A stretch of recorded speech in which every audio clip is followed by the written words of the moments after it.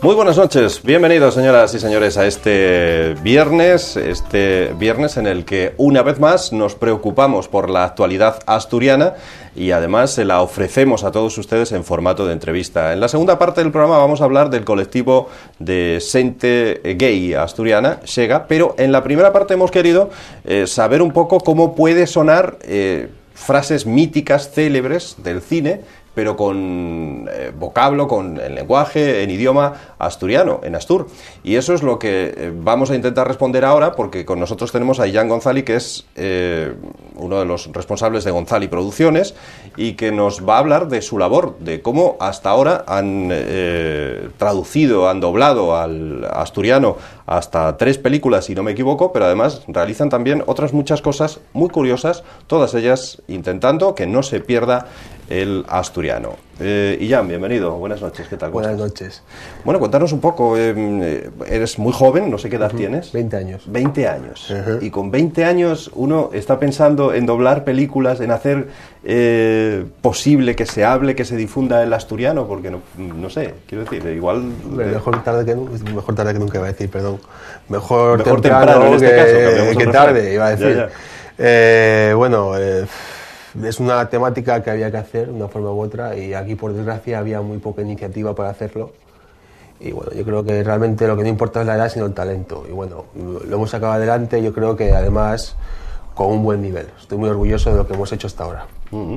¿Y qué es lo que habéis hecho hasta ahora? Cuéntanos un poquillo. Bueno, estrenamos en septiembre La Noche de los Muertos Vivientes, que era la primera película hablada en asturiano de la historia. No ha habido ninguna anterior. Lo único anterior que hubo, de hecho, fue una serie de pocos capítulos llamada El Faro de Illán, en el 2002 o 2003. Que se emitió en esta televisión, precisamente, hay que recordar. De hecho, lo único que hay de doblaje profesional, y en cuanto a cine, en cuanto a películas, no hay nada en absoluto. Entonces, bueno, se estrenó en septiembre, estamos muy contentos con el resultado de esa película, y ahora estamos a punto de acabar ya el doblaje de las siguientes 2 películas, que son El Tercer Home y Los Viajes de Gulliver. Película que además, por cierto, dentro de unas semanas estará a la venta en DVD. Muertos vivientes en asturianos, ¿cómo sería? Bueno, pues por desgracia los muertos vivientes no hablan, pero aunque estén vivientes, pero la verdad es que los vivos sí hablan. Y eso sí que merece la pena escucharlo. Bueno, es que debe ser curiosísimo, ¿no? Ver una película de terror como esa, como Muertos Vivientes, con el acento, con el lenguaje asturiano, ¿no? Sí. Y además con las expresiones nuestras propias de aquí, ¿no? Porque nosotros tenemos claro que, bueno, por supuesto, cuando tú ves una película tienes que, digamos, ceñirte un poco al espíritu de la película original. Entonces, en el caso de la película de Romero, pues de José Romero, el director, sí, es una película un poco amateur, ¿no? Con expresiones propias americanas y bueno, entonces tenemos que un poco adaptarlo a las expresiones nuestras. La gente no solo es el lenguaje, son las costumbres. Claro, las costumbres, las expresiones, incluso los vulgarismos, que son los propios de aquí. No, por ejemplo, tanto como cuando hablo de una película en castellano, que intenta ir por la parte de en medio, hacerlo académico pero no natural. Nosotros en ese caso no lo hicimos, pues esta es un doblaje en asturiano y para Asturias, y las expresiones son las propias de aquí. Entonces eso es lo que más gracia hace de estas películas. Eso te iba a decir, pero ¿da miedo o da risa en este caso? Porque debe dar un poquillo. El día del estreno hubo gritos, hubo mucho silencio, nadie habló, nadie marchó de la sala y luego hubo muchos aplausos, o sea que bueno, a mí personalmente me gustó mucho, la verdad. Sí, sin duda. Y uno pregunta, ¿y cómo esto no se le había ocurrido antes a nadie? Antes no lo había hecho. Yo también lo pregunto, la verdad, porque no tengo ni idea. Es increíble, es una idea que tuve desde hace ya unos cuantos años. De hecho, nosotros en la productora, antes que estos doblajes, hicimos cine mudo. Nosferatu, Frankenstein Studios Edison, Caligari, El Mundo Perdido, muchas películas hicimos. De hecho, hicimos 7, me parece. Y empecé a hacer cuando tenía 17 años, de hecho, hacía 3 años. Y bueno, pues, ¿por qué no hubo antes doblajes? Pues la verdad no tengo ni idea. No tengo ni idea porque es una cosa perfectamente accesible, con gran aceptación del público, a pesar de lo que algunas personas puedan decir. Y no sé, yo no puedo dar explicación a eso. Yo solo puedo decir que con nuestros productos estamos demostrando que es posible y con un nivel aceptable de calidad. Si hay literatura en asturiano, si hay otras muchas cosas, ¿por qué hasta ahora no había cine en asturiano? Sí. Yo creo que personalmente la gente responsable de estos temas no pensó en ello o no le dio bastante valor, pero bueno, yo espero que vamos a demostrar que están muy equivocados. ¿Por qué público tiene? Que sí, de sobra. Hay que saber buscarlo, por cierto, hay que vender el producto, cosa que mucha gente aquí no sabe hacer, no sabe moverse, pero en Gijón quedó, vamos, demostradísimo que hay público, hay gran número de masas y hay mucha aceptación. Incluso el día del estreno en Gijón, en septiembre, vino Interview desde Madrid. Vinieron ellos y hicieron un reportaje de 3 páginas sobre esta nueva película y sobre la película en sí. El Día de los Muertos Vivientes. Los Muertos Vivientes, vinieron desde Madrid. Les interesó más a la prensa extranjera, iba a decir, bueno, a la prensa nacional, no local o regional, que casi a la... Sí, y con mucha diferencia. De hecho, hay algunos medios que ni siquiera se hicieron eco de la noticia, no la mencionaron. Qué triste, ¿no? Bastante triste, sí. ¿Y hay dobladores asturianos con calidad como para doblar películas? Sí. Porque cuando vemos, no sé, pues a Constantino Romero doblando poniendo voz a James Bond o a tantas, en fin, hay dobladores de mucha talla, Ramón Langa, etcétera. En Asturias hay Constantino Romero, Ramón Langa, en fin, buenas voces para doblar al asturiano. Buenísimas. Asturias es un país lleno de actores, pero lleno de actores que no trabajan. Ya. Es decir, aquí no hay trabajo para la actuación. O hacen teatro amateur, o viven como pueden, o se van de Asturias, creo que suele pasar. Yeah. ¿Qué ocurre? Que claro, que cuando empezamos con el doblaje dijimos, no, vamos a empezar a buscar actores. Estamos trabajando con actores profesionales en estos 2 últimos doblajes, gente que no había hecho antes no tiene experiencia en temas de doblaje, y el resultado es, vamos, yo creo que la gente cuando lo vea va a quedar impresionada. Es igual, si no a veces incluso mejor que la media nacional de doblaje aquí en España, a nivel de calidad de actuación y de voces. Porque en España se hace muy buen doblaje. Se hace el mejor doblaje del mundo. Probablemente, sí, sí. No, sin duda alguna. Además está certificado que en Europa el mejor doblaje que hay es el español. Porque es la tradición desde hace ya, la época del franquismo, de hecho. No, conozco ese sector porque profesionalmente tuve jefes muy relacionados con ese asunto y es verdad que es impresionante lo bien. Es más, yo creo que una película, todas las podemos ver, que no está doblada por uno de estos dobladores y simplemente con subtítulos y tal, o aunque sea con las voces originales de los actores, no te llama tanto ni te llena tanto como el doblaje español. Y muchas veces enriquece más la película, la calidad de la voz del propio actor. Las voces de Al Pacino, de Robert De Niro, de Dustin Hoffman, incluso son voces que nosotros reconocemos. Luego vemos la versión original y vaya, no es lo mismo. La calidad que damos aquí en España en las películas. Pretendemos que aquí en Asturias ocurra lo mismo. Bueno, que estas películas lleguen a verse en un cine en Asturias, eso ya tela de complicado, ¿no? Nada es imposible. Mira los catalanes, por ejemplo. Sí, ¿no? Aquí nada es imposible. Hay una diferencia. Aquí no tenemos ningún tipo de apoyo por parte del gobierno ni de las entidades que deberían tener apoyo a esto. Yo repito que nada es imposible, pero bueno, nosotros nos encargaremos de que esto se mueva como tiene que moverse. Y bueno, ya en el futuro veremos. Bueno, la labor que vosotros realizáis, hemos dicho, tiene que ver con doblaje de películas, pero más cosas hacéis, por ejemplo, también documentales, sí, ¿no? Ya hicimos 2 documentales, El último Chalguero y La Pluja Breñavara, que se estrenaron en el marco de la Ribada estos 2 últimos años. Estos 2 documentales en concreto, son temas etnográficos. Los protagoniza Alberto Álvarez Peña y bueno, tuvieron mucho éxito. Especialmente este año a Bruxa Breñavara, que tuvo un éxito casi arrollador en Gijón y en varias zonas de Asturias. Y además documentales realizáis cortos también, ¿no? Vamos a realizar cortometrajes. Estamos ahora mismo preparando un cortometraje en 3D, que íbamos a empezar, de hecho, recientemente el rodaje, debido a que nosotros cuando preparamos doblajes, preparamos un doblaje. Salió tan bien el doblaje de Muertos Vivientes que hicimos 2 al final. Incluso va a comercializarse, ¿no? Entonces tuvimos que retrasar muy levemente comenzar el rodaje del corto en 3D y vamos a empezarlo inmediatamente ahora. Y bueno, yo estoy muy contento de las expectativas para ese cortometraje en concreto. ¿Un cortometraje también costumbrista, asturiano? ¿O no? A mí el cine que me gusta es el cine americano, he de confesarlo, porque yo creo que es el cine de verdad. De hecho, un problema que hay en Asturias, en mi opinión, es que todo el cine que hacemos aquí es igual, es costumbrista todo, y a mí, a mí el helado me gusta tenerlo 4 veces al día, ¿sabes? Me gusta variedad. Entonces yo voy a ir a lo que yo creo que es el mejor cine que existe, y se trata de un thriller con implicaciones incluso hitchcockianas, iba a decir, americano, ¿no? Y bueno, un poco de sangre también lo hay. Eso cuando salga el cortometraje ya la gente podrá verlo. Además en 3 dimensiones que sale a la pantalla. Hay quien ataca al cine americano y dice que, claro, que con el presupuesto que ellos tienen se puede hacer buen cine, o se puede hacer cine de sobra. Claro. Lo difícil es hacer magia, ¿no? Sin dinero. Para empezar, que aquí haya ese presupuesto, que nunca lo ha habido. Luego, si lo hay aquí, yo opinaré que ellos lo hacen mal. Pero bueno, hay mucha gente que opina por no callar. Bueno, Estáis decididos, hemos dejado atrás lo que ya habéis hecho y estamos hablando ya del futuro, de ese corto cuyo rodaje dices va a ser inminente, Sí. y además estáis decididos incluso a hacer un largometraje, no ya a doblar una película hecha, no, a hacer cine, a hacer un Estamos haciendo, largometraje. efectivamente, estamos haciendo después de este cortometraje una serie de cortometrajes que luego se van a juntar dentro de un largometraje antológico que saldrá el año que viene, se moverá por festivales. Y luego estamos empezando, en marzo empezamos el rodaje del primer largometraje íntegramente rodado en asturiano, que se va a rodar tanto en Asturias como en el extranjero. Bueno. Y bueno, eso es lo más grande que tenemos en cuestión de ficción, digamos.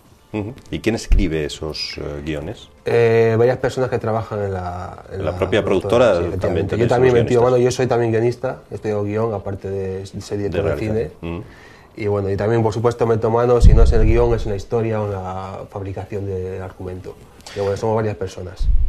Alguien podría decir, muy bien, pero ¿y esto hay que venderlo, lógicamente? ¿Qué mercado tiene todos estos proyectos y proyectos, bueno, y realidades que nos estás Hombre, contando? eso habrá que verlo en el futuro, más que ahora. Yo creo que es positivo, es decir, yo creo por supuesto las películas tienen un mercado muy potente. Especialmente si hablamos ya de películas que es también cine internacional, es cine que no solo se va a ver aquí, también se va a ver fuera de España. En cuanto a los temas de doblaje, mi experiencia es básicamente la de los estrenos. La experiencia que tuvimos fue muy buena, fue muy positiva y bueno, además con mucha aceptación de público, no solo asturianistas, sino o sea, no tiene nada que ver con el tema asturiano, también le encantó la película. Yo soy positivo con los doblajes en cuanto a cuando salgan a la venta y cómo se verán.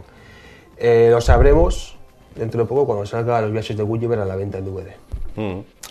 Porque el objetivo es eso, sacarlo a la venta en DVD. Efectivamente, todo lo que hagamos, cualquier persona que quiera conseguirlo, va al gran almacén, a donde quiera que vaya, y lo compra y lo tiene en su casa tranquilamente. Tenemos una televisión autonómica, pública, Sí. que debería ocuparse de estos asuntos, ¿o no? Sí. Pues sí. ATPA, Televisión del Principado de Asturias, el nombre lo dice todo. ¿Pero lo hace o no? Desde tu Yo en punto de ese vista. tema, la verdad es que bueno, yo no la dirijo y no puedo opinar, aunque yo he trabajado en Cerrastur brevemente en mis prácticas. Yo solo puedo decir que el tema de doblaje yo personalmente creo que no deberíamos haberlo hecho nosotros, deberíamos haberlo hecho otra entidad más grande hace mucho tiempo. Pero yo no sé, a lo mejor consideraron que un tema que o era demasiado costoso, o era imposible de hacer, o no merecía la pena. Yo creo que he demostrado que es justo lo contrario. Y lo es muy costoso, por ejemplo, doblar una película al asturiano, entre derechos de autor, me imagino, doblaje, ¿qué puede costar? El precio no voy a decir porque bueno, No lo sé, no pues, es si tienes una es estimación. es algo costoso. Es verdad que cuesta dinero, no tanto como dicen, no tanto como muchas superproducciones ahora puede costar, pero también ahí entra creo un poco el talento, es decir, hay que saber elegir la película, saber pues ver el tema de los derechos, contactar con la gente necesaria y luego por supuesto hay que trabajar mucho, hay que trabajar durante meses sin descanso y durante muchas horas al día. Hablamos de hacer un doblaje que puede llevar semanas, hacer el doblaje. Hablamos de trabajar todos los días, a lo mejor hasta 11 horas al día. Hablamos de estar, cuando no estás trabajando, estás pensando en el doblaje. Hablamos de un trabajo pues, muy, muy duro y durante un largo tiempo, o sea, durante un largo plazo. Eso mucha gente no lo quiere hacer. Es a lo mejor uno de los motivos por los que no se ha hecho el doblaje antes, porque a lo mejor hay mucha gente que no quería esforzarse tanto. ¿Puede ser más costoso doblar una película que comprarla directamente, pagar sus derechos y demás? ¿O depende? Porque a lo mejor una película cuyos derechos valgan menos se la dobla y al final incluso hasta puede que valga menos que una de esas superproducciones a las que te referías, ¿no? Es muy posible. Depende de cada película, por supuesto, y depende de la productora que lleve cada película, pero es más que posible que ese sea un caso que si no con todas y con varias se puede dar. Pero parece lógico, ¿no? que precisamente sea en la televisión del Principado donde se puedan ver películas dobladas al asturiano. Eso sería lo lógico, más allá de películas que podemos ver en cualquier otro canal, ¿no? O deportes que podemos ver en cualquier otro canal, ¿no? Retransmiten Fórmula 1, fútbol, etcétera. Yo, por supuesto, no puedo hablar de esos temas porque yo no los llevo y no los entiendo y no estoy capacitado. No, tu opinión como joven. Mi opinión como persona, no solo ya como espectador, sino también como persona que me dedico a estas cosas, es que la televisión del Principado de Asturias Principado de Asturias. Debería dedicarse a asuntos que conciernen a Asturias en sí, quiero decir. Y este es un asunto que le concierne. Yo creo que quizá también es un tema de visión, es decir, de no haber, quizá no ven a día de hoy esto como una vía útil. A lo mejor es que, claro, nunca se ha hecho antes. Repito, Muertos Vivientes, primera película doblada al asturiano. Nunca antes se había hecho. Es muy importante que haya un precedente, es decir, que de repente se haya roto eso y diga, mira, existe, esto es lo que es. Yo creo que cuando se vean las consecuencias de estos actos, o sea, cuando vean los beneficios que hay, pues a lo mejor la gente cambia de opinión. También es verdad que muchas televisiones actúan según experiencia ajena. Tienen que ver lo que ha ocurrido antes y según eso eligen, van sobre seguro. Yo repito que, bueno, yo no puedo opinar, pero yo soy optimista en el futuro. Ojalá que así sea. Bueno, el cine español, por cierto, está muy subvencionado, ¿no? Sí. Dicen. Sí, ¿Tú crees que eso es bueno o no? Yo creo que eso es tan bueno según la calidad de las películas que haya. Yo creo que la calidad es pésima en el cine español. Lo siento mucho. Pero, pésima. Bueno, hay algunas. Pésima. Últimamente. Yo hablo de cine español. Yo quiero decir, es lo que te decía antes. Vamos a ver, hay un tema. Me gusta el helado. Está muy bueno. Pero tomar todos los días helado es malo para la salud. Entonces el problema que tenemos en el cine español es básico. Hacemos las mismas películas. Las mismas temáticas, probablemente, ¿no? Temática. Guerra civil, etcétera. Guerra civil, costumbrismo, comedia, tal. Y las muy pocas veces que intentamos hacer una superproducción, siempre salen mal. Dos motivos. Bueno, realmente es un motivo solo. Imitamos al cine norteamericano. Lógico, porque el cine está en Norteamérica. ¿Qué ocurre? Que nosotros intentamos imitar al cine norteamericano, pero no queremos admitir que hacemos una película americana. Con lo cual nos salen cosas intermedias que no satisfacen a nadie, realmente, en muchos casos. Incluso, bueno, no voy a dar ejemplos, pero toda la gente conoce los casos, incluso puede haber dentro de poco.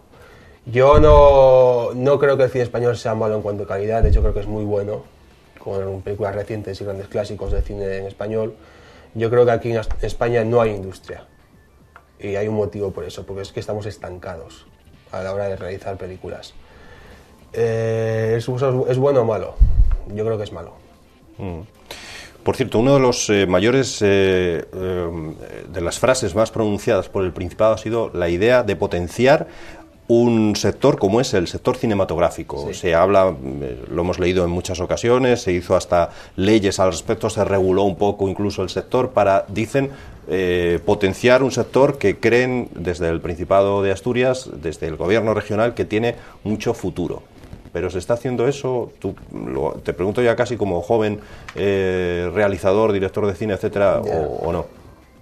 Yo no lo he visto. Vamos a ver, Asturias es un paraíso natural. De hecho, hace 3 o 4 años hubo una lista en Hollywood de los mejores decorados naturales que existen en el mundo. Asturias estaba en el segundo puesto, creo, segundo o tercero. Por delante de Escocia, por ejemplo, que es lo que más se usa en cuanto a montañas y tal. En cuanto queremos ver paisajes verdes. Efectivamente. ¿Qué ocurre? Aquí no hay ninguna infraestructura. Yo creo que la intención que hay es que empiece a haber una infraestructura, pues construyendo decorados, construyendo sets y tal. Hay un problema. Primero, no hay ningún producto que se esté haciendo ahora mismo en esos sentidos. Se estará planificando, pero no se está haciendo. Segundo, otro problema. Yo a día de hoy no tengo confianza en que los productos sean interesantes. Lo que te he comentado antes. Estamos estancados, hacemos el mismo tipo las mismas temáticas. También son temáticas baratas, pero son las mismas. Y yo creo que la gente quiere otras cosas. Quiere ver lo que pueden ver en cualquier película no hecha en España. No hablo de cine americano, hablo de películas no hechas en España. Cine chino, cine japonés, cine francés, cine europeo. Pero aquí en la tónica general no es satisfactoria para la gente. Bueno, hasta Woody Allen se fijó en las posibilidades de Asturias. Y bueno, por desgracia no aprovechó mucho lo que dijo que iba a aprovechar, ¿no? Pero bueno, está bien que, oye, que mira, venga a verlo. Ojalá traiga publicidad, ¿no? Yo creo que Asturias lo que le falta es la infraestructura. El día en que tenga infraestructura, a lo mejor incluso puede convertirse en un sitio para rodar desde Hollywood, por los paisajes. Creo que los paisajes de Asturias son mejores que Escocia, lo dicen ellos últimamente. Pero ¿qué pasa? Ellos van a Escocia y los pueden rodar en las Highlands. Tienen más facilidades. Claro, aquí no tienen nada, y cuesta mucho más, claro. Pero realmente es un sector, ahora que tanto se habla de encontrar nichos de donde sacar puestos de empleo, porque no lo hay, realmente es un sector que se puede potenciar, que se puede explotar. A día de hoy en Asturias, yo creo que a corto plazo da más trabajo el doblaje. ¿El doblaje? A corto plazo. Daría muchísimo más trabajo, sería más inmediato y a mucha más gente el doblaje. A largo plazo sí puede ser el cine. Pero, como te he dicho, no hay nada. a día de hoy. Está todo por crear, ¿no? Está todo por crear. De hecho, lo están creando ahora mismo. Lo que no sé es cómo saldrá, cuál será el resultado de eso. Pero habrá que verlo en el futuro. Pues te agradecemos mucho, Jan, que hayas estado con nosotros, y os estaríamos hablando de cine, pues, y de otras muchas cosas relacionadas con el doblaje, que por cierto es un mundo además apasionante. Sí, a mí me lo parece, ¿no? Sí. Estaríamos hablando mucho tiempo. Incluso la gente que participa en el doblaje me dice, oye, esta película me ha encantado como la acabo de ver. Tú ves, es que claro, hay un factor aquí que siempre es muy positivo, es cuando después de haber trabajado en ello, después de meses de trabajo y tal, ves la película completa. Y ves una película, pues un clásico del cine ya establecido, la ves acabada. Y eso da, bueno, una sensación muy satisfactoria que es difícil de describir para la gente. Pero bueno, es digamos que lo que tú inviertes, ya solo con verlo lo ganas, de estar satisfecho. Bueno, hablamos antes de lo que se hace en Cataluña, ¿no? Se impone el doblaje, hay una cuota, tienes que poner un número de películas dobladas al catalán y tal. Hombre, llegar a eso aquí en Asturias tampoco es. Las imposiciones siempre son malas, pero también es malo incluso por a veces no tener nada. Y ese es el problema que tenemos aquí, que aquí falta todo por hacer. Y de lo que hay es por exceso, aquí es por defecto. Pero es muy asturiano eso, de menospreciar lo propio a veces. Lo que he dicho con el tema de Interview. Aquí hay muchos periódicos y factores y noticiarios en asturiano, muchos de ellos, que ni siquiera han hablado del tema del doblaje. Y han hablado de otros doblajes que, por cierto, no son doblajes, son, no sé, documentales, de los cine. Incluso han hablado de cosas como el doblaje directo, que no es doblaje, están con un micrófono hablando, sí, por altavoces, no está ni doblado. Eso pides, de esta película doblar un disco, no te va a poner porque no existe. Eso sí lo mencionan, pero estas cosas no las mencionan. Sin embargo, es gracioso que Interview, por propio interés, viene y cubre una noticia, dedica 3 páginas, una página entera con fotogramas en asturiano, en bable, en tirada nacional. Yo lo que veo es que hay mucho más interés de fuera que aquí. Y aquí, precisamente, nosotros vemos con gran interés lo que es de fuera, pero de aquí no lo apreciamos. Quizás es uno de los motivos por los que estamos como estamos a día de hoy. Pues esperemos que con estos productos que estamos haciendo, la situación cambie. ¿Y cómo se diría alguna frase de la película Los muertos vivientes en asturiano, por ejemplo? Ay, madre mía. A ver, ahí te pilla. Un aprieto ahora mismo. O del tercer hombre, de lo que prefieras. No me acuerdo ahora mismo. Hay un gigante en la sablera. Hay un gigante en la sablera. Significa, hay un gigante en la playa, cerca de la costa. Es una frase de los viajes de Gulliver, que además se repite muchísimo en la película. Ya cuando los niños la vean, porque esa película a los niños les va a encantar, ya entenderéis su significado. Es verdad, hay un sector infantil a los que en el colegio se les da clases de asturiano y es mucho más fácil llegar al niño, me imagino, pues por eso, como lo acabas de decir, con un cuento en asturiano que por mucha lección que le des en el colegio, ¿no? Es uno de los motivos por los que esta película es la primera que se va a comercializar en DVD. También porque, bueno, es cierto que a los niños les entra por la vista todo lo que les des. Y mira, profesores que asturianos me han venido y me han dicho, no tenemos ningún material para la clase, no tenemos ni siquiera ni libros. Sí, es una queja. Entonces, claro, la gente está muy interesada en el sector de la educación, está muy interesadas en conseguir esta película. Y yo creo que cuando salga a la venta de Viajes de Gulliver, pues va a dar un efecto muy, muy positivo. De la misma manera que el tercer hombre ya es un sector ya más prestigioso, más de otro nivel, y a largo plazo también va a ser incluso hasta superior el efecto que tenga en la gente. Bueno, pero yo creo que Los viajes de Gulliver para los niños va a ser una película muy importante y yo creo que va a ser un referente también a la hora del asturiano, de dar clases, de enseñar, de las propias casas, de comprarla y que la gente lo vea con la familia. Yo espero que ese sea el efecto que tenga en el futuro, sí. Una película probablemente la que más te haya gustado y la que soñarías con doblar al asturiano. Hombre, muchas, te quiero decir, y muy buenas. Yo creo que lo que nos haría falta realmente para que coger una película que todo el mundo la vea y todo el mundo quiera ver y guste, yo creo que una película como Superman, por ejemplo, incluso Batman, si me apuras, es una película que a todo el mundo le gusta, a los chavales, a los niños, a no sé qué, y también a los paisanos. Superman ahí, ese hombre con calzoncillos va a hablar en asturiano, pero la gente eso lo verá. Yo hay clásicos de cine que me gustarían, pero bueno, son clásicos de cine que son ya más reducidos, ¿no? Una película de terror no tiene el mismo público que, yo qué sé, Superman mismamente. Aunque bueno, yo soy muy fan de esa. Porque Avatar o El Señor de los Anillos doblada al asturiano debe ser... Hombre, sería la bomba, total. Lo que pasa es que, claro, voy a ir a ver a James Cameron y voy a pedir los derechos de la película y luego a lo mejor estamos todavía pagando, el Principado está pagando todavía dentro de 20 años. Ya. Eso es lo complicado. Bueno, por soñar que no quede, que estamos cerca de Navidad, así que por soñar que no quede. Y Jan González, de González Producciones, muchas gracias por estar con nosotros. Hemos pasado un rato muy divertido aquí charlando de estas películas de las que ya habéis hecho, rodadas al asturiano, y de lo que queda por hacer, que espero que sea, como mínimo, todo lo que nos has dicho, ojalá que salga adelante. Ya somos dos. Ojalá. Muchas gracias, Jan. Gracias a vosotros.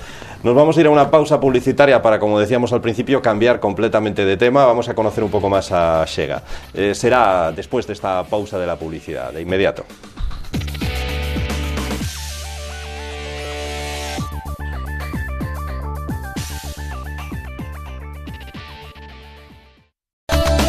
Pues bienvenidos de nuevo. Esta es la segunda parte de nuestro Primera Plana, que ya saben aborda a aquellas asociaciones, organizaciones no gubernamentales o grupos de personas simplemente que tienen un fin altruista, que trabajan por Asturias o por los asturianos desde diferentes y muy amplios puntos de vista, desde muy diferentes campos. Hoy, por ejemplo, vamos a hablar en esta segunda parte de Primera Plana de un colectivo que desde hace ya mucho tiempo se ocupa de quienes son transexuales, de quienes son gays o lesbianas, de quienes tienen esta orientación sexual y por ello, ahora nos lo van a contar enseguida, siguen en pleno siglo XXI sufriendo en muchos casos algún tipo de discriminación o de represalia, aunque parezca mentira. Vamos a hablar de Sega y para ello tenemos con nosotros hoy a Mané Fernández Noriega, que es el coordinador, el flamante, bueno, casi lleva un año, pero es el último coordinador, el actual coordinador de Sega. ¿Qué tal, Mané? ¿Cómo estás? Hola, buenas tardes.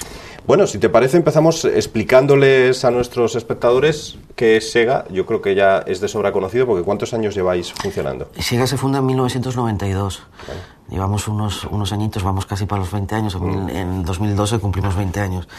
Pues Sega, hemos mantenido el nombre. Sega se funda en 1992 y es fundado por hombres gays. Por eso de ahí Sega, Xente Gai Astur.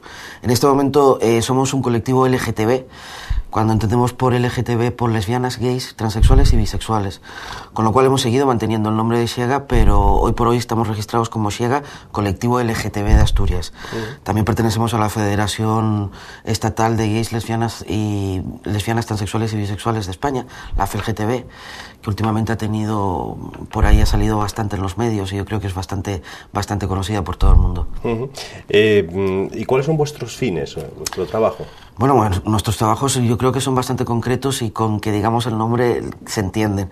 Es luchar por los derechos de este colectivo, de la población LGTB.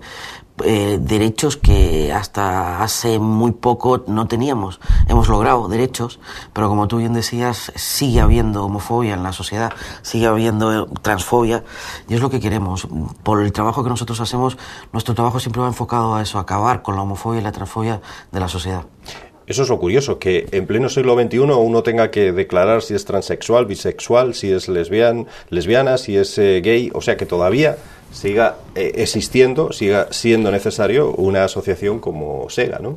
Sí, lo que dices tú, tenemos que seguir diciendo si somos lesbianas, gays, transexuales o bisexuales, porque tenemos muy claro que para poder lograr la normalización, esa normalización va a llegar con la visibilidad del colectivo LGTB. Mientras nosotros no nos hagamos visible dentro de la sociedad, dentro de todos los ámbitos de la sociedad, esto no se va a normalizar. Pero hoy por hoy todavía seguimos teniendo que hacernos visible con el riesgo que puede conllevar esto, porque no nos olvidemos que siguen habiendo agresiones, tanto físicas como verbales. Hace poco todavía salió en los periódicos y este proceso todavía sigue. Hemos sabido de una pareja de homosexuales en grado que ha sido víctima de una conducta homófoba. Hace unos años en Gijón, en un gimnasio, a una transexual femenina también se le agredió. Es decir, sigue habiendo homofobia en la sociedad. ¿Sigue habiendo homofobia? ¿Seguimos siendo homófobos, crees, la sociedad? No podemos generalizar. ¿O son esos casos nada más? Pero como yo digo siempre, mientras haya un caso, tenemos que seguir ahí, tenemos que seguir luchando para erradicarlo. ¿Cuál es el problema? Y el problema que a lo mejor vemos nosotros desde Sega, y yo creo que lo estamos viendo la mayoría de los colectivos LGTB de España, La crisis no solamente afecta a nivel económico, decimos muchas veces dentro de SIEGA que la crisis está afectando a todos los niveles. Hay como una crispación en la sociedad está intranquila, no está como hace unos años, y si en ese tipo de sociedad escuchamos declaraciones como las que hemos escuchado últimamente por algunos políticos de este país, lógicamente que estamos creando una semillita de homofobia importante. ¿Te refieres, por ejemplo, a lo que algunos partidos políticos aseguran? Por ejemplo, hace poco Mariano Rajoy decía que si llega a gobernar, echará atrás esa ley de parejas de hecho, ¿no? Matrimonios de personas del mismo sexo. Es correcto. Sí, ese tipo de declaraciones como otras, es decir, sabemos lo que pasó también en la última campaña que tuvimos en Cataluña. Ese tipo de declaraciones son peligrosas. Yo creo que hay que saber manejar la información y cómo la manejamos. Tengo claro que saben cómo la manejan y cómo la están manejando. Pero no deja de decir que le va a recortar de derechos directamente a un sector de la sociedad. Y no olvidemos que no es el hecho de que dijera si llego a ser, no. Porque una de las preguntas que se le hacen en esa entrevista es clara. Y si el Constitucional declara que la ley es constitucional, usted, si sale presidente, ¿qué haría? Y dijo literalmente que la derogaría. Es decir, tenemos muy claro cuál es el perfil de estas personas. Esos los que puedan llegar, pero los que están, ¿crees que se ocupan de este colectivo o no? Hubo una época en que yo creo que sí se ocuparon y hubo mucho movimiento.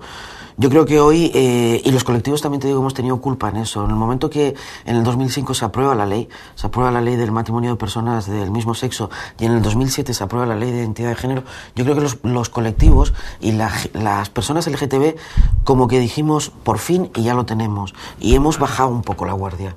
Y hemos dejado de trabajar por la cantidad de derechos que nos quedan y por la cantidad de trabajo que tenemos. Pero sí, en esa época se trabajó y se trabajó bien. Yo creo que hemos frenado. Hemos puesto un poco el pie en el freno y no hemos seguido con la velocidad con la que veníamos tratando de trabajar estos tipos de temas. Bueno, el día 1 de diciembre se celebraba ese Día Mundial de la Lucha contra el SIDA. Ahí SEGA, me imagino, tiene mucho que decir también, ¿no? Sí, bueno, no somos el único colectivo en Asturias, está el Comité Antisida y más colectivos Vivir en Positivo que trabajan este tema. Lógicamente que nos toca de lleno el trabajar con el VIH-Sida. De hecho, tenemos convenios y estamos trabajando durante todo el año, estamos haciendo campañas que se hacen a nivel estatales o campañas que se hacen a nivel regional. Con respecto a este tema, es un tema importante. Lo que pasa es que también estamos haciendo una incidencia y poniendo solamente el acento en el VIH-Sida. Yo creo que no nos tenemos que olvidar de las demás ITS, que son importantes y que hay un aumento progresivo también de las demás ITS, no solamente del VIH-Sida. Es importante trabajarlo, las campañas tienen que seguir ahí, yo creo que con mayor fuerza, porque lo que nosotros vemos es que la gente ha bajado la guardia, pero ha bajado la guardia precisamente porque los tratamientos o los avances que ha habido con respecto a esto nos ha llevado a que el enfermo de VIH-Sida puede tener una vida completamente normal. Y es que la tiene que tener. No es que pueda, es que su derecho es tenerla. En cambio, en la época nuestra, lo que veíamos era que la gente de nuestro alrededor moría. Hoy esa sensibilidad o esa sensación la gente no la tiene. Y yo estoy convencido que no tenemos que trabajar con el miedo, no tenemos que asustar, pero eso sí a los de nuestra época nos hizo trabajar el SIDA de otra manera. Hoy quizá ya no es tan grave, no sé si no se ve de una forma tan grave como cuando se descubrió esta enfermedad, ¿no? Eso es lo que te quiero decir, es decir, la sensación que tenemos es que, y es la sensación que se tiene que tener, que un enfermo de VIH-Sida es un enfermo que va a seguir, tiene toda la vida y va a vivir normal como todo el mundo. Y es lo que tenemos que entender los demás. Y por eso es lo que y desde SIEGA decimos que la incidencia no se tiene que hacer con respecto a estas campañas en el VIH-Sida, seguir estigmatizando con eso. Hay muchas ITS que tenemos que controlar y que la gente tiene que saber que están ahí. ¿Se sigue discriminando, haciendo un estigma de quien padece esta enfermedad? Exactamente, sí. Sí, y yo creo que tienen un problema que nosotros no tenemos. Ellos no se pueden hacer visibles. La mayoría de los enfermos de VIH-Sida en este momento en la sociedad les cuesta y es muy difícil que se hagan visibles. siguen siendo estigmatizados, se les sigue viendo como los demonios, se les sigue viendo con la cara de la muerte, y la muerte que me puede despegar a mí. Y no es así. Eso es lo que tenemos que cambiar en la sociedad. Y lo que tenemos que cambiar en la sociedad no es el hecho de que es el que pueda estar infectado con VIH-Sida al que tenemos que tenerle miedo, o el que se tiene que cuidar, o el que tiene que proteger a la sociedad. No, somos nosotros. Yo personalmente, Manuel Fernández Noriega, como ser individual, soy el que me tengo que proteger. No tengo que pedirle a ellos que protejan a la sociedad. Hablas, en varias ocasiones has citado ya lo de hacerse visibles. Sí. ¿A qué te refieres con esto? Que la sociedad nos conozca y que sepa que estamos ahí. El hecho de estar aquí y estar diciendo que soy transexual, me estoy haciendo visible. Pero bueno, a ver, revelar la condición sexual o no, yo diría que es casi anticonstitucional. Uno puede, digo yo, o no. O abogas porque, como se dice, salga actualmente del armario. Actualmente sí, en este momento a nosotros lo que más nos interesa y lo que más trabajamos, de hecho por eso estamos en el campo de la educación, siempre tratamos de ir las 4 letras y hacernos visibles, porque es la manera de normalizar. Cuando tú ves que las cosas funcionan y están en la sociedad y las estás viendo y sabes que existen, estás normalizando. Si sigues no visibilizando, sigues ocultando. Y el ocultar es no normalizar. Lo que ocultamos es algo tabú. Algo que no tiene derecho a estar dentro de la sociedad. Por eso nosotros decimos que sí es importante hacerse visible. Sin embargo, la televisión sí se ha ocupado de crear un estereotipo, al menos. No sé si de hacer visibles o no a los homosexuales, pero ya hay muchísimos programas, series de televisión, donde parece que está de moda poner a una persona con esta condición sexual, ¿no? No sé cómo lo veis esto, porque a veces se distorsiona un poco, ¿no? También has usado una palabra importante ahora, la moda. Se dice que esto está de moda. Lógicamente que todo eso nos ha ayudado, el que se empiece a ser visible en programas de televisión o en series de televisión, porque no es el hecho de que una persona salga en un programa hablando, sino que yo creo que es más interesante ver las series porque estás viendo el vivir, el cómo estas personas pueden vivir. Lo que sí es que hay veces que están muy estereotipadas. No es realmente lo que es ser lesbiana, gay, transexual o bisexual, sino que siguen trabajando con los estereotipos sociales que hay. Y eso es lo que nosotros tratamos de romper.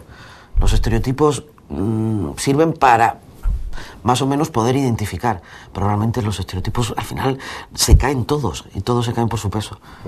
Y en algunos casos incluso es el protagonista del chiste, ¿no? Exacto. Transexual, gay, etc. Exacto. Como hay veces que también los medios de comunicación nos han hecho un flaco favor, pueden ser buenos como pueden ser malos, depende cómo los manejemos. Y vosotros que estáis en el medio de comunicación lo sabéis, y sabéis cómo manejan los hilos para llevar una noticia o llevar no sé... Para servírsela al espectador de forma diferente, de una forma u otra, ¿no? Por cierto, y volviendo al tema de SEGA, ¿qué información recibe o qué ayuda recibe, mejor dicho, alguien que acude a SEGA? ¿Y por qué debe acudir alguien a SEGA, además? Pues el campo es muy amplio, es decir, a SEGA acude gente pidiendo, dentro de lo que nosotros podemos trabajar, lo que tú quieras, gente transexuales que piden que les acompañemos a ir a la unidad por primera vez, que incluso les pidamos... ¿La unidad te refieres? A la unidad de género, a la unidad de tratamiento de identidad de género de Avilés. También tenemos nosotros, con respecto al VIH, lo de las campañas del preservativo. Hacemos campañas de preservativos, tratamos de atender a la prostitución para erradicar un poquitín que no es que lo erradiquemos, sino que los estamos protegiendo. No nos olvidemos. Y siempre diremos, la prostitución es uno de los colectivos más seguros en este momento cuando hablamos de ITS. Es gente que se cuida muchísimo y gente que se protege mucho. Y nosotros lo único que hacemos con estas campañas también es seguir protegiéndolos. A adolescentes que vienen a pedir, incluso solamente a hablar, y a pedir un consejo, a madres, a padres, a quien venga, que tenga que ver con el colectivo LGTB, nosotros estamos ahí dispuestos a hablar en un principio. Con padres incluso. ¿Lo entienden? ¿O sigue siendo algo difícil para un padre aceptar la condición sexual de su hijo? Sigue siendo difícil. No es un trago guapo de pasar, ni muchísimo menos. Yo creo que a todos nos cuesta. Lo que pasa es que nosotros tenemos la suerte que va a ser 3 años que contamos con un grupo de madres y padres que de hecho han formado y han fundado el colectivo Angil. Existe Angil a nivel estatal y nosotros aquí tenemos Angil a nivel regional, que es el colectivo de madres, padres de gays, lesbianas, transexuales y bisexuales. Entonces, comúnmente cuando vienen los padres, lo que hacemos es derivarlos a que hablen con ellos, porque en este tipo de realidades lo mejor al final es hablar con tus iguales. Quienes mejor te van a entender son tus iguales. Y yo puedo entender lo que mis padres sintieron, pero no sé lo que sintieron. Entonces, si yo a una persona, a unos padres de un transexual los mando a hablar con otro padre de otro transexual, va a ser más fácil la comunicación. Entonces siempre tratamos que la comunicación sea entre iguales.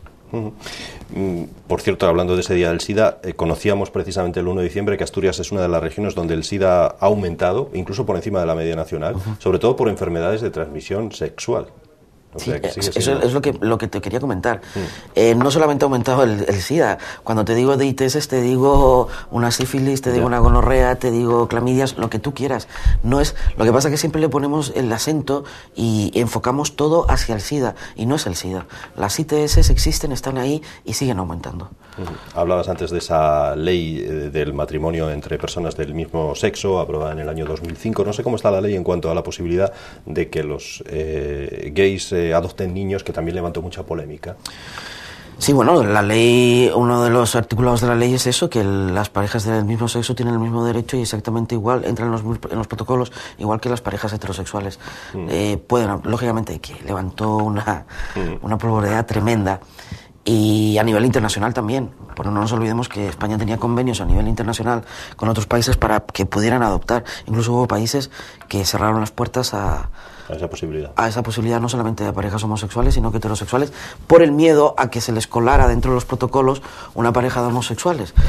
Pero la ley lo proclama así y así lo dice. Tienen el mismo derecho que una pareja heterosexual a la adopción.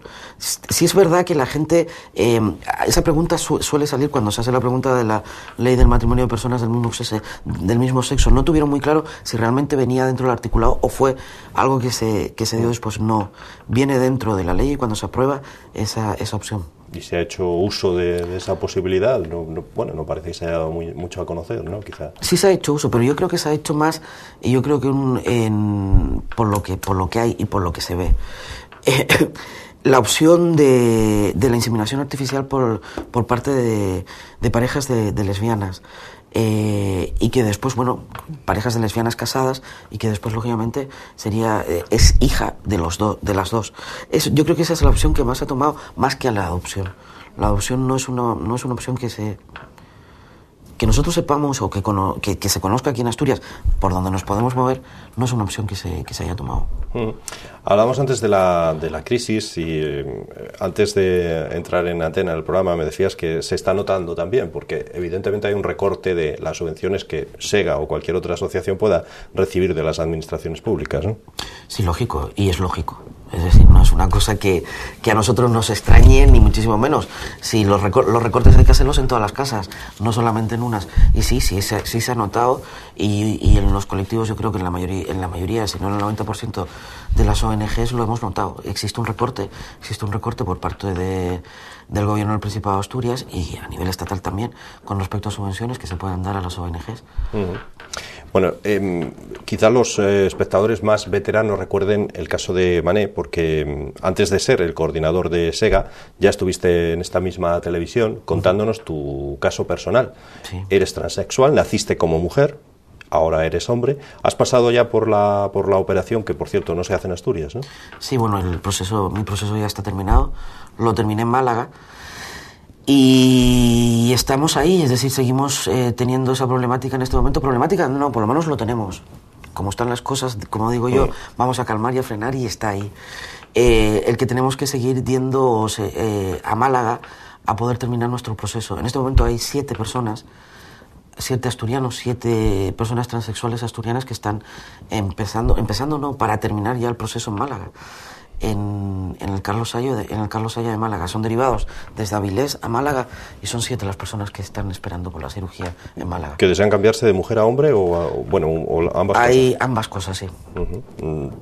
Hay que recordar que desde el momento en el que alguien se conciencia y decide que está en un cuerpo equivocado, como se suele decir, tiene que pasar un proceso que va, me imagino, por acudir a psicólogos o cómo se inicia todo ese proceso, por ejemplo, en tu caso. Pues en mi caso fue bastante, porque primero yo cuando empiezo a saber que pasa algo en mí, yo no es que le ponga un nombre, no le puedo poner la palabra transexual porque no la conozco. La única palabra que conozco con respecto a esto es la palabra lesbiana. Entonces mi idea es que en ese momento todas las lesbianas son hombres, por lo que yo estoy sintiendo. Bueno, pues lógicamente en mi casa se plantea una cosa, que existe un problema, y a mí se me manda a un psiquiatra en un momento determinado que es el que le pone el nombre a la problemática. Pero lo que tú estás diciendo es así, es decir, nosotros tenemos que seguir un proceso y el primer paso es que exista un...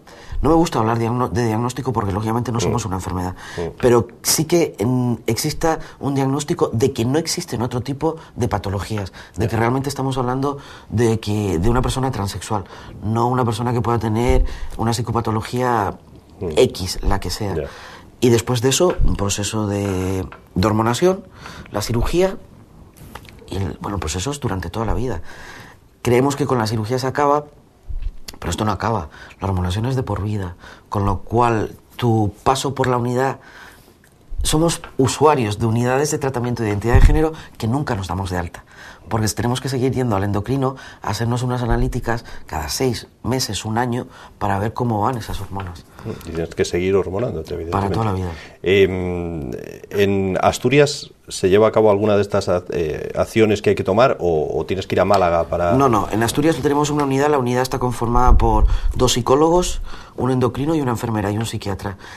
Con lo cual, el primer paso, es decir, la primera parte del proceso y la segunda la hacemos aquí, lo que es el apoyo psicológico y el apoyo hormonal con el endocrino. A Málaga solamente hay que ir a hacer las cirugías, nada más. En Málaga no se hace absolutamente nada más. Lo demás lo tenemos todo aquí. ¿Por qué en Málaga y por qué no en Asturias? Eso es lo que le pregunto yo al consejero. En principio, porque lógicamente son cirugías muy específicas y en este momento yo no creo que existan cirujanos en Asturias que pudieran hacer cirugías de reasignación de genitales, porque la cirugía no es cambio de sexo. La cirugía es cirugía de reasignación genital o de reasignación sexual. No existe en este momento. Lo que pasa que dentro de este proceso no solamente hablamos de una cirugía. En el caso de ellas, de las transexuales femeninas, es decir, de las mujeres que nacen en un cuerpo de hombre, hablamos solamente de una cirugía, pero en el caso al revés, estamos hablando de 3 cirugías. La mastectomía, la histerectomía, extirpación de mamas, histerectomía, extirpación de úteros, y la reasignación genital por se, es decir, la faloplastia o la metadioplastia. Las 2 primeras sí se podrían hacer aquí en Asturias.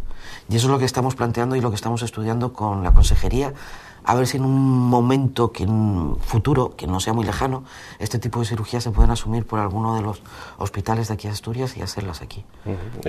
¿La crisis afecta también a la sanidad asturiana en ese sentido o ahí no habéis notado? No hemos, la verdad se dice que en ese sentido no hemos notado absolutamente nada. La unidad sigue funcionando exactamente igual. Te digo, hay 7 personas en este momento en Málaga, con lo que eso conlleva. Entrar en una cirugía no es que estas personas vayan el día de la cirugía a Málaga y vuelvan. No, lógicamente tienen que ir a Málaga, conlleva unos viajes y conlleva unos gastos. Y estos gastos los van a cargo del SESPA. ¿Qué le dirías a quien piensa que en un momento como este hay que priorizar en la sanidad pública y por tanto, bueno, pues dejar a un lado las operaciones que quizá alguno pudiera considerar menos importantes? ¿Qué les dirías?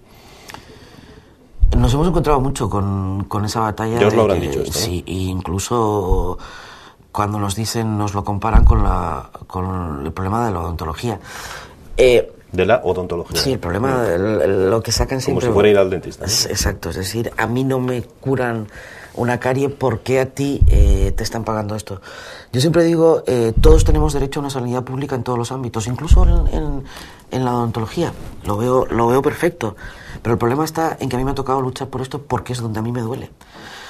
Entonces, yo voy a priorizar siempre que esto sí tiene que estar en la seguridad, en la sanidad pública, porque ha sido mi batalla durante toda mi vida. Si a mí durante toda mi vida me hubiera molestado, y perdonad que frivolice con esto, pero no es frivolizar, una muela a lo mejor hubiera hecho y hubiera luchado porque eso entrara dentro de la sanidad pública. Pero a mí, hoy por hoy, Y hasta hace poco lo que no me dejaba vivir era esto, y por eso luchaba y exigía que esto tenía que estar dentro de la sanidad pública. No es un capricho, no es una cirugía estética, y no es estamos hablando de que existe un índice muy alto de personas transexuales que no pueden hacer el proceso o llegar a la cirugía y que terminan en un suicidio. Es decir, no estamos jugando con algo banal. Pero como tú bien dices, probablemente muchos padres habrán pensado eso, ¿no? A mis niños no les entra el Exacto. dentista en la seguridad social, pero el cambio de sexo sí. O sea, hasta lo habrán dicho, ¿no? En fin. Claro que nos lo han dicho muchas veces, pero te vuelvo a repetir, es decir, y yo sería el primero a lo mejor, si tenemos que hacer una plataforma para luchar por eso, a lo mejor soy el primero en ir y luchar por esa plataforma, pero a mí lo que me duele es esto, y por lo que me ha tocado luchar es esto. Por cierto, ¿cuánto cuesta el proceso de cambio de sexo? Supongo que depende, ¿no? Sí, depende, es decir, el nuestro, el que nace con sexos de hembras y termina en una reasignación masculina, es el más caro. Estamos hablando de que puede andar, pues lógicamente estamos hablando de 3 cirugías, sobre los 30.000 euros, 36.000 euros por ahí, y el otro sobre 12.000, 18.000 euros. ¿Que costea íntegramente la Seguridad Social o vosotros tenéis que sufragarlo? Lo costea la Seguridad Social. Totalmente. En Asturias, no en toda España se costea. ¿No es así en toda? No. Las competencias están transferidas, entonces cada comunidad en ese sentido actúa como quiere. En este momento las comunidades autónomas que se hacen cargo de la cirugía han abierto una unidad hace poco en Barcelona. Está Andalucía, que es la primera, que ya lleva 10 años. La segunda unidad que se abre a nivel estatal es la asturiana, que se abre conjuntamente con cuando se aprueba la ley en el 2007, y Extremadura deriva también a Andalucía y poco más. Bilbao, en el País Vasco, también están empezando, pero no porque hayan unidades, sino que porque están derivando a Málaga. O sea que, como en otras cosas, dependiendo de donde uno resida, no tiene la misma sanidad. Exactamente. Evidentemente. Exactamente igual. En tu caso fue difícil, tuviste problemas familiares cuando te enfrentas a esa situación, porque ¿a qué edad empiezas a notar tú que estás equivocado? Empezar a notarlo desde muy pequeño. Lo que pasa es que lo que te digo, a mí jamás mis padres son asturianos, yo no nací en Asturias, nací en Chile, mis padres son asturianos, y lógicamente, como buenos asturianos, el Día de la Santina es sagrado, y en Chile existe una colectiva asturiana y se celebra. A mí nunca me pudieron vestir de asturiana, tenía 3 años, 4 años cuando pasaba esto, y era una pelea en casa. Lo que pasa que cuando se le pone nombre y empezamos a tomar decisiones en mi casa fue con 16 años, cuando yo tenía 16 años. Nos enfrentamos a otro problema en ese momento. Yo con mis padres nunca tuve un problema, vengo de una familia completamente conservadora. Puedo decir incluso, en ese momento en Chile estaba quien estaba el señor Pinochet. Puedo decir incluso que mis padres un poco afín a Pinochet, y jamás tuve un problema, pero si nos enfrentábamos a ese problema, yo no podía hacer el proceso en Chile, y en ese momento menos.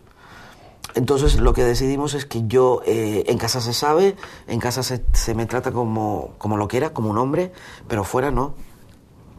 Decidimos que yo termine mis estudios, y cuando termine mis estudios me venga a España. Y así fue. Yo llegué a España en 1986 con 22 añitos, sabiendo lo que traía y a lo que venía. Pero el proceso aquí también fue largo. Tampoco es que aquí llegara a España y lo tenía todo cubierto y todo estaba bien. Aquí también tuve que hacer una salida, ¿cómo se dice? Una salida del armario y un trabajo. Y el trabajo terminó el año pasado. ¿Te ha provocado problemas de algún tipo, discriminación en algún momento, sí, esa situación? Sí, claro que sí. A nivel de trabajo... Eso iba a preguntarte, a nivel laboral, sí. A nivel laboral, sí, es decir, cuando tú te presentas con este aspecto a pedir un trabajo, y en el momento de tener que firmar un contrato presentas el DNI con tu nombre, que en ese momento mi nombre era María Inés. Claro, las cosas chirrían y no gustan. Y sí me ha pasado muchas veces de cerrarme la puerta en ese momento, y a lo mejor haber estado trabajando los 15 días de prueba y era apto, y en esos 15 días haberme dicho chapó, chaval, porque pero a la hora de tener que firmar el contrato decirme que no soy apto. Eso muchas veces, muchas. Lo que pasa es que también aprendes a reírte a lo mejor de esas situaciones. Yo creo que es la manera que tenemos para sobreponernos a todo lo que nos puede pasar, ¿eh? Y anécdotas muchísimas. Pero bueno. ¿Qué pone actualmente en tu DNI? Mané Fernández Uribe. ¿Lo pudiste cambiar? Sí, ya lo cambié hace 2 años. De hecho, cuando salió la ley, yo hubiera tenido a lo mejor la posibilidad de haberlo cambiado antes. Siempre dije que no. Primero porque antes sabíamos que no era un cambio registral. Yo lo que quería cambiar eran todos mis papeles, no solamente el DNI. Y lo interesante de la ley en este momento es eso, que es un cambio registral. Estamos hablando de que la partida de nacimiento se rompe, se hace una partida de nacimiento nuevo con mi nombre y con mi género, que es el que me corresponde. Con la edad respetándola desde el primer momento, evidentemente, pero simplemente un cambio de género. Exacto. ¿Qué es más habitual? ¿Casos de hombres que reciben, como tú dices tú, una reasignación de género hacia mujer o al revés? ¿Qué es lo más común? No sé si predomina la que has dicho tú es la que se ha visto como más común. Lo que pasa es que yo tengo una teoría con respecto a eso que no sé si será verdadera, pero sí se dice que es mayor la población transexual desde que se nace con genitales de hombre y se va a una reasignación de mujer. Y mi teoría es, porque aquí está pasando casi lo contrario, aquí en Asturias estamos casi a la par con respecto a eso, lo que se está viendo en la unidad. Y mi teoría siempre es que siempre el transexual masculino, es decir, el caso mío, nos hemos invisibilizado más dentro de la sociedad. Hemos pasado mucho más desapercibidos y hemos podido vivir nuestra transexualidad más callados. Y actualmente es cuando empezamos a salir. Y ellas siempre han tenido que estar al frente y dando la cara y luchando por los derechos de los transexuales. Y por eso yo creo que ha sido la población transexual que más se ha visto y de la que más estadísticas se tiene. Los hombres transexuales empezamos a salir ahora. No, estaba pensando que todavía de lo que nos hablas casi no podríamos hablar en otros sitios, o por lo menos las confesiones que tú haces serían delito, porque hay países, y no hay que irse a países muy alejados ni muy por civilizar, ¿no? Bueno, estos días lo leíamos todavía en algunos sitios como en Estados Unidos, todavía hay lugares donde se condena la homosexualidad o la transexualidad, etcétera, ¿no? Sí, bueno, sí, en Sudamérica también tenemos países pero uno yo creo de los más sangrantes es en Irán, es decir, es una condena a muerte.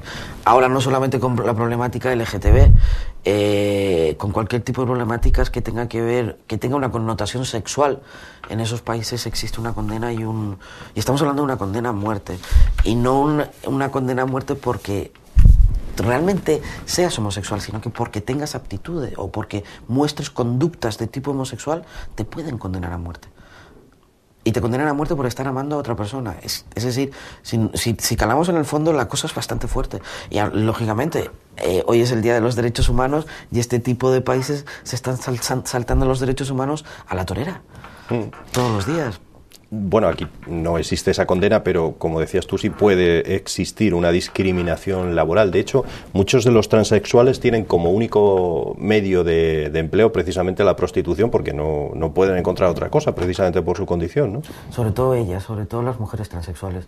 Las mujeres transexuales sí han tenido... Yo creo que hoy por hoy también van saliendo de eso y se les está dando oportunidades, que es también por lo que tenemos que luchar. Uno de los grandes objetivos que tiene SIEGA con respecto a este tema es ese, es decir, poder luchar porque a las mujeres transexuales se les den las oportunidades de poder insertarse en el mundo laboral de una forma completamente normal y que no tengan que llegar a esto. Pero sí se da, y es triste, y se está dando aquí en España y se está dando aquí en Asturias. Se está dando en Asturias también en ese caso. Bueno, siempre damos la opción a quienes nos visitan representando a una asociación, ONG, etcétera, que le dejamos esa cámara completamente para él o para ella y para que nos cuente lo último que quiera agradecer o decir sobre SEGA, en este caso, que es tu labor como coordinador de SEGA. Bueno, lo primero, agradecer a vosotros que nos dais esta oportunidad, porque como te digo, uno de nuestros campos de batalla y nuestras luchas es la visibilidad, y esto nos permite visibilizar. Darle a SIEGA, yo a SIEGA le tendría que agradecer a nivel personal, me ha abierto puertas y me ha hecho estar donde estoy en este momento, y decir que vamos a seguir ahí, vamos a seguir batallando, que nuestra gran batalla es la educación. Creemos firmemente en que educando vamos a normalizar y educando sobre todo a las generaciones que van a venir, que se den cuenta de que homosexuales, transexuales y bisexuales van a seguir existiendo y van a ser ellos los que se van a tener que enfrentar, a lo mejor de forma directa y personal, con esta realidad, y tienen que aprender a vivir con ella y hacerla parte de su vida y de su realidad. En ese sentido, una de las cosas que hacéis es acudís también a dar charlas, conferencias, etcétera, a institutos, ¿no? Exacto, estamos metidos, aparte de que nosotros lo ofrezcamos a nivel personal, a nivel de SIEGA, como colectivo, lo tenemos en la página y los institutos nos pueden llamar, estamos colaborando tanto con la Consejería de Sanidad como con la de Educación y el Instituto Asturiano de la Mujer en un programa, en el de Ni ogros ni princesas, que es un programa de educación afectivo-sexual. Y digo afectivo-sexual, y me gusta hablar de afectivo-sexual, porque siempre cuando hablamos de homosexualidad, transexualidad y bisexualidad, parece que siempre estamos hablando de sexo. Y no, nosotros también tenemos afectos y también sentimos, y también nos enamoramos. El sexo lo lleva todo esto, y hablamos de educación afectivo-sexual. Y estamos trabajando en eso, llevamos 3 años trabajando en Ni ogros ni princesas. Tenemos 27 institutos, aparte de otros tantos que no están dentro del programa. Este año vamos a visitar a 35 institutos, creo que son, que es un buen número y que es importante, por lo que te digo, es decir, es el futuro y son los que se van a ver con esta realidad y son los que tienen que aprender y hacer la suya. Es como cualquier otro tipo de realidad que pueda existir en la sociedad, hacer la suya y normalizarla. Alguien podría pensar que se trata de convencer a alguien, no es eso, se trata de ayudar, no de convencer. Ni muchísimo menos, nosotros no vamos a convencer a nadie, ni queremos... Las orientaciones no se cambian, se nacen. Nacemos con nuestras orientaciones y tenemos nuestra identidad. Ni vamos a captar gente, ni vamos a convencer a nadie. Lo que vamos a hacer es a presentar una realidad y a enseñarles a los críos que existe y a clarificar ideas y términos, porque sí tienen muchísima información, no saben cómo manejarla y no saben qué significa cada término. Y claro, tienen un pupurri en la cabeza bastante que hay que empezar a desarmar. El título es curioso, el que lo ha visto, Ni ogros ni princesas. Ni ogros ni princesas no es nuestro, es de la Consejería. Nosotros ahí no entramos. En cualquier caso es un curiosísimo Me parece muy título. bueno el título. Sí, sí. Muy bien, pues agradecemos muchísimo tu presencia aquí, Mané Fernández Noriega, coordinador de SEGA. Además de hablarnos de SEGA, nos ha hablado también de su situación, como tú decías, intentando lograr esa visibilidad, ¿no? Que yo espero que con tu aparición aquí hoy, pues un día más se dé, ¿eh? Muchísimas gracias a vosotros. Muy bien, muchísimas gracias a Mané y a ustedes, por supuesto, por estar con nosotros en este viernes, una vez más. Ya saben que Primera Plana lo emitimos precisamente los viernes a las 10 de la noche, pero además también existe una redifusión los domingos a partir de las 9 de la noche. Eso es lo que ustedes pueden ver cada semana en ese horario, Primera Plana, con nuestras entrevistas ligadas a la actualidad y con entrevistas como la de ahora mismo, que intentan además conocer un poco más a las diferentes ONGs o asociaciones que trabajan por y para Asturias. Gracias por la atención prestada y muy buenas noches. Hasta la semana que viene.